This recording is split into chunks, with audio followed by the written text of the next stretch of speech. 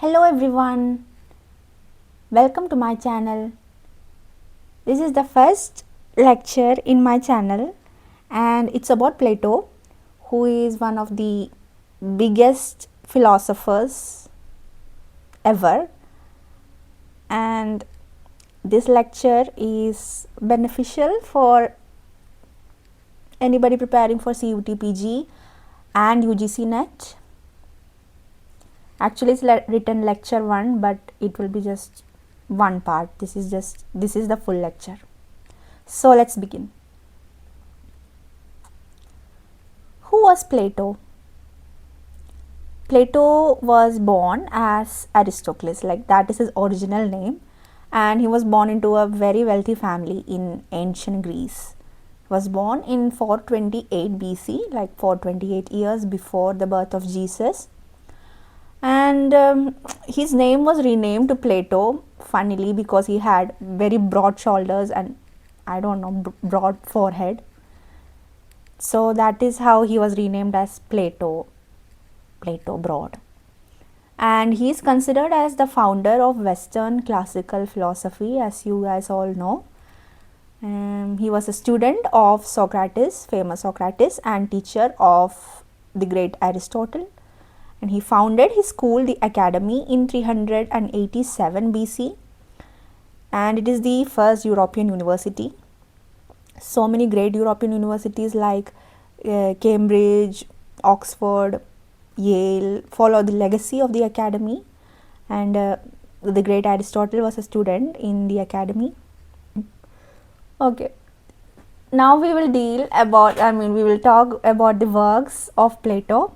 Plato's works are divided into 3 periods: the early Socratic period, the middle period of maturity, and the old age. In the early period, he has written Apology, Crito, Euthyphron, Charmides. In the middle period, he has written Symposium, Republic, Phaedo. In his old age, he has written Laws, Timaeus, Sophistus, Statesman. So all of these you don't need to remember. You will need to remember 4 major, 4 or 5, like Apology, Crito, Republic, Laws, Timaeus, Statesman. These 5 are the major ones you will have to remember. And just note down that he has written a total of 36 works, and 35 of them are written in the form of dialogues. Dialogues basically means conversations, and Socrates is an important character in these dialogues, and Socrates basically talks with other people, and that is how he gives his ideas, like through Socrates and these conversations, and not in the form of lectures, unlike Aristotle. Most of Aristotle's works are written in the form of lectures, and the other one work is a compilation of 17 letters. So total 36 works, 35 dialogues, and compilation of 17 letters. The major ones: Apology, Crito, Republic, Laws, Timaeus, Statesman, and most of this lecture is based on his ideas from the Republic. So let's continue. So how was Plato's philosophy born? So let's see the context in which Plato was born. It is very important to note the context, not only in Plato's case but in any philosopher's case. The context in which they were writing is a very major factor which influenced their philosophy. So Plato was born during the chaos of the Peloponnesian War, which was fought between democratic Athens and military Sparta. And Athens was actually defeated by Sparta in the Peloponnesian War, and this was the context in which Plato was born. And on top of all this, his teacher Socrates was killed by Athenian democracy by accusing him of crimes against youth, and they basically made him drink poison and killed him like that. And this angered Plato very, very much. He was like, democracy is so bad, so bad. I have to change all this. I have to give a solution to all this. Like, how can a democracy kill its philosopher? That was the thought that occurred in Plato's mind, and Plato was like, the visible world is really, really bad, and I will give some ideas about how to replace this democracy with an ideal state, which he called the Calipolis, and this Calipolis will be governed by absolute truth, absolute justice, and all that. So that there he gives his theory of justice, the allegory of the cave, basically to explain all the situations and to give his solutions. So that is why the context here is very, very important. Now let's see his famous allegory of the cave. So what is it? It is a story through which he tries to explain the reality of our world and how to achieve the true knowledge, the episteme, as he says. So Plato says that we human beings are all living inside a cave. We are all prisoners inside a cave. We are chained, and the only thing we can see is the wall in front of us. And behind us there is a fire burning, and there are some objects moving, some puppets dancing, and all we can see is the shadow which is cast on the wall. And Plato says that these shadows, this is the world or the things that we see in this world. Okay, this is not the real thing. These are just shadows. The real thing is outside the cave. So basically we are in this cave, and imagine one prisoner breaks free of this and he is walking, somehow dragging himself out through this cave, and he reaches outside, and the sunlight blinds his eyes, because it's too much light. But finally his eyes adjust and he can see the things outside of the cave. And Plato says whatever exists outside of the cave, that is the real thing. Like the trees that exist outside, the flowers, the rivers, the birds, whatever exists outside of the cave, that is the real thing. And what we were seeing inside the cave were all just shadows of these things.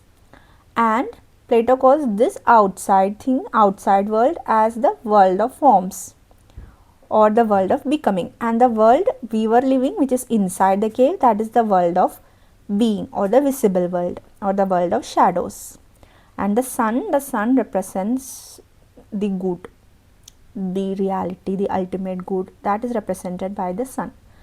So we will see this in detail in the next slide. So let's see this in 4 steps. In step 1, the prisoner sees the shadows on the wall, believing it's the reality. Plato calls this process as imagining, and this is the world of being, this is the world, visible world. And a freed prisoner sees puppets casting the shadows, reaching a state of belief. So Plato says even this belief is not real. Reality is outside of the cave. Now upon reaching the outside, the prisoner sees the real world, achieving true knowledge. Step 3, sunlighting. This is the world of becoming, or the world of forms, and this is reality, this is the real thing.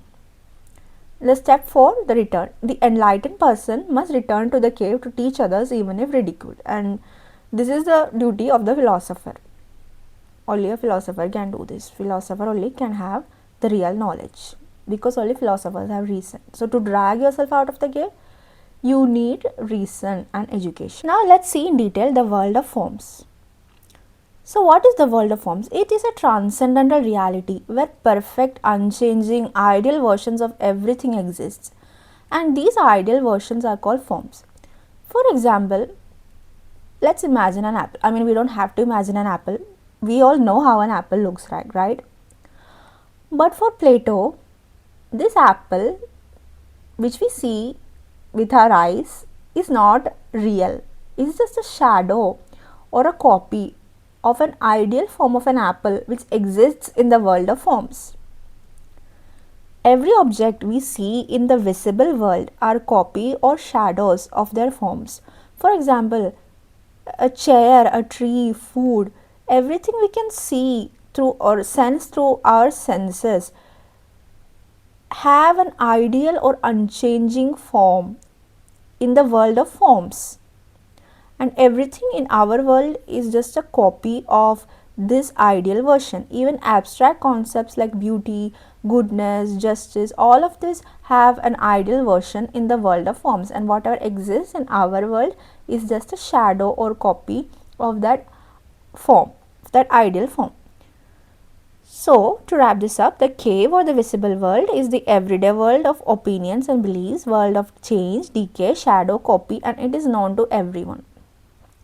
And the outside cave or the intelligible world or the world of becoming, is the world of reason, knowledge, eternal, unchangeable and true, and it is only known to philosophers and it can only be known through reason. And the sun here, sun represents the idea of the good. That is also important to note. Now let's dive into Plato's theory of justice. So Plato's theory of justice is based on morality and ethics, which means it is not based on any legalistic framework of laws and punishments. Basically what Plato is saying is, if you pay your due, or giving punishments based on law, doing good to friends, harm to enemies, equality, interest of the stronger, none of this is justice. Justice is based on morality. He defines it in majorly two ways: justice in individual level and justice in the state level, and both of this is based on morality and ethics, and it is not based on any legalistic framework. So we will see justice at individual level and justice at state level in detail in the coming slides. So justice at individual level. Plato says that our human soul is divided into three elements. These elements are reason, spirit and appetite. And reason is the rational part of our soul. Spirit is the passionate part of our soul. And appetite is the largest and the most insatiable part. And every human being has all these three elements and all of it in varying quantities. So at the individual level, what justice is to Plato is balance and harmony of the soul. Basically, these three elements should be in balance and reason should be governing these three elements. Okay, and the second thing is that, as I said, all these three elements are in varying levels or varying quantities at each individual, right? So depending on which element is predominating in your soul, you should choose the social duty according to that element while reason is guiding you. I mean, you shouldn't be letting that element guiding you unchecked. Reason should be guiding you while you choose to do the duty which is best suited for you according to the dominating element in your body. For example, if reason is the dominating element in your body, you should become ruler.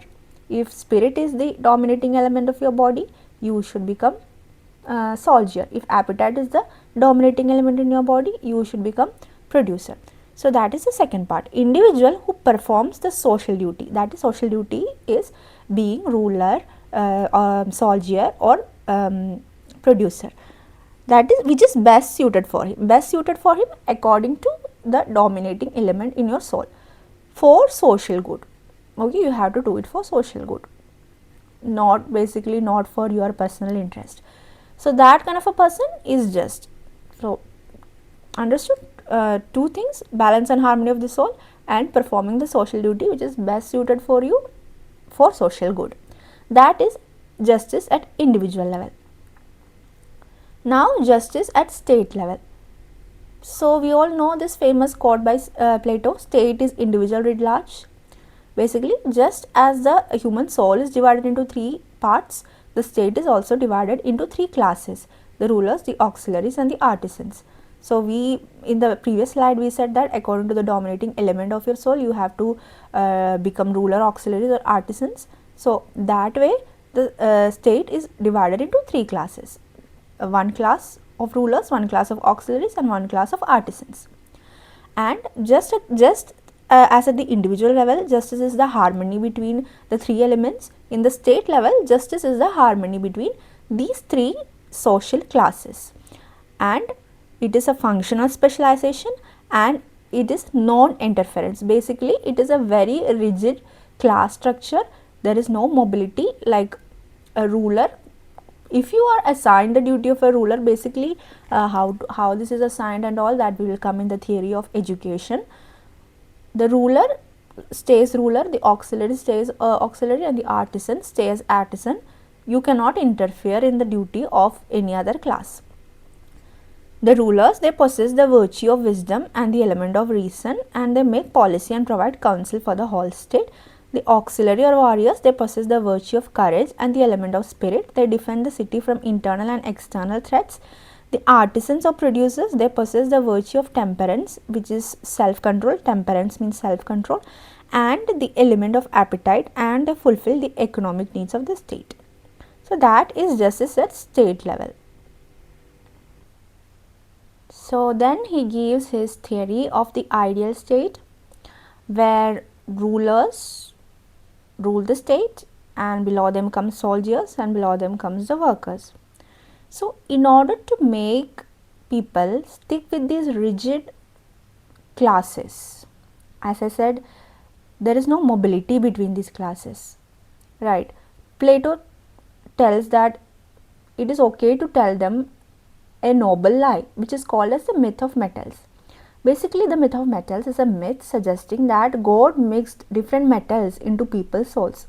3 metals, gold, silver and bronze, and in each individual these 3 metals are in different quantities, and if gold is predominating in your soul, you will become ruler, and if silver is predominating, you will become soldier, and if bronze is predominating, you will become producer, and that is your fate. And this is a very crazy lie told by Plato in order to make people stick with these rigid social categories. Now, how do you determine which metal is more in your body? Like, who says that? How do you determine that? And this is given in Plato's theory of education. Basically, there are 3 levels of education: elementary education from ages 7 to 20, higher education from ages 20 to 35, and final training and rulership from ages 35 to 50. So, in elementary education, you are taught basic maths, music, gymnastics, etc. And at 20 years of age, you are supposed to take an exam. And only if you pass that exam, you will get higher education from the ages of 20 to 30. And if you fail that exam, you become artisans. So basically, if you fail the exam, that means you have bronze dominating in your soul. Understood? This is the noble lie that is said. It is through these exams or through this scheme of education that it is determined which metal is dominating in your soul. And higher education of 15 years, you are taught arithmetic, geometry, astronomy, harmonics. And in the final training is basically practical training. You are basically set to go into public life, and you have to do administrative and military service. And here the test is basically whether you can resist temptation. Temptation in the sense that Plato says the guardian class, which is the ruler class, and the soldiers, they are not supposed to have families and private property. So in this 15 years, you are tested whether you can resist these temptations, and if you pass that, you will become the philosopher, and you get the vision at 50 years of age. And those who survive all of these tests and the last test also, they are led to behold the universal light. They are the torch bearers of the light. They are the philosophers, and they are ready to rule. They rule as philosopher kings, and not for their personal gain, but as a matter of duty to the city. Understood? This is the idea of philosopher king, and this is how it is determined who becomes rulers, who becomes guardians, who becomes artisans, which metal is more in your body, which element is more in your soul. All of these things are determined by this scheme of education, which is very, very rigorous. Now we come to Plato's idea of community of wives and properties. Basically, what he says in this is that the guardian class, which is the class of rulers and auxiliaries, they are not supposed to have private property and private household, and they are supposed to be totally devoted to the state and are not supposed to have any personal desires. Abolition of ownership. Guardians are forbidden from owning land, houses or money. They receive a fixed rate of pay in the form of maintenance of food from the artisan class, enough to meet yearly expenses. They live together in a common house and meet common meals similar to soldiers in a barracks. And they are banned from doing monogamous marriages. They are also banned from having private families, and all wives and children are held in common. No parent should know the child and no child their parent. This is the concept of community of wives and property. Next, we will see the pros and cons of Plato's philosophy. The pros: foundation of systematic thought and higher learning. He is the founder of Western political philosophy, established the academy, the first Western institution for higher learning, as I said, which paved the way for, did I say that? Various big institutions like Cambridge, Yale, Oxford. It began from the academy. He is the father of idealist tradition. He gave the theory of forms, inspired Kant and Hegel. He is the first to define political ideas within the larger framework of the idea of the good. So basically, integration of ethics into governance. Philosophers' kings who would rule not for personal gain but as a matter of duty. He is an early advocate for women's equality and meritocracy. In his idea of education, or in the theory of education, the people are promoted based on meritocracy, right? Like if you pass the exam, you can become the higher class. So concept of meritocracy. Cons: utopic idea of state, totalitarian tendencies. Critics like Karl Popper in his book The Open Society and Its Enemies view Plato's ideal state as a blueprint for totalitarianism. Basically, his idea of community of wife and property, that they are not supposed to have any private family, you are supposed to follow this, follow that, and state has the say in how you live your life, and there is not much scope for individuality, and the class system is also pretty rigid, and you are told things like noble lie and all, which seems so crazy. So Karl Popper is a big critic of Plato, and he even called Plato as fascist in his book The Open Society and Its Enemies. His hostility towards democracy, basically because of the execution of his teacher, suppression of individuality and private life to ensure absolute unity. Plato proposed the abolition of private property and the private family for the ruling class. Extreme elitism, basically he says only a very few can lead the state, and that is a kind of elitism. Reliance on manipulation and censorship, that is what I said, use of noble lies, strict censorship of literature and music. All these are cons, but nevertheless Plato is a very, very great thinker, and his ideas have inspired a lot of thinkers later. And yeah, anyway, you guys have to learn him for your exams. Without Plato, there is no Western political philosophy. So that's all I have to say about Plato. And in the next lecture we will discuss about his student Aristotle. I am not very fond of him, but again we have to learn about Aristotle. By that time you guys learn whatever I have taught about Plato, and if you have any doubts, please feel free to ask in comments. Thank you, take care, and see you in the next lecture.